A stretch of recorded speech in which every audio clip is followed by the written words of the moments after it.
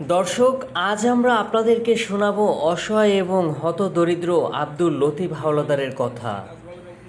দীর্ঘদিন যাবৎ পথে পথে ঘুরে মানুষের কাছ থেকে হাত পেতে সাহায্য নিয়ে গুছিয়েছিলেন ৭৭,০০০ টাকা এবং তার স্ত্রী রাশিদা বেগম দীর্ঘদিন বাসাবাড়িতে কাজ করে জমিয়েছিলেন ১,০০,০০০ টাকা। কিন্তু ১,৭৭,০০০ টাকা ডাচ বাংলা ব্যাংকে জমানোর পিছনে গল্প ছিল তার ২ মেয়েকে বিবাহ দেওয়া। কিন্তু ব্যর্থ আব্দুল লতিফ হাওলাদারের স্বপ্ন। মেয়ের বিয়ের সময় যখন ডাচ বাংলা ব্যাংকে টাকা উঠিয়ে আনতে গেল, তখনই শুরু হয় ডাচ বাংলা ব্যাংকের অসাধু কর্মকর্তার নানান তালবাহানা। অসহায় আব্দুল লতিফ হাওলাদার এবং রাশিদা বেগমের স্বপ্ন ভেঙে চুরমার হয়ে যায় ডাচ বাংলা ব্যাংকের কর্মকর্তার কথা শুনে। আব্দুল লতিফ হাওলাদার ও রাশিদা বেগমের চিন্তার ভাত যেন আকাশ ছোঁয়া। কী করে হবে তার মেয়ের বিয়ে?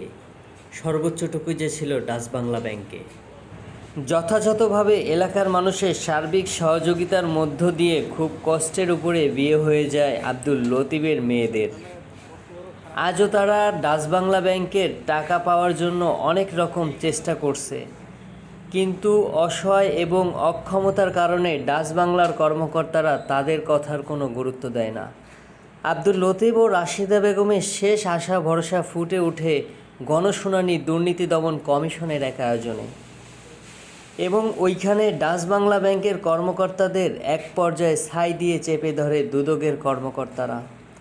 তারপরই যেন আব্দুল লতিফ ও রাশিদা বেগম শেষ আশা ভরসাটুকু ফিরে পায় এবং দুজনেই চিন্তা করে শেষ পর্যন্ত তারা ডাচ বাংলা ব্যাংকের টাকাগুলো ফিরে পাবে। এবং শেষ আশা ভরসা নিয়ে বাড়ি ফিরে গেলেন আব্দুল লতিফ হাওলাদার ও রাশিদা বেগম।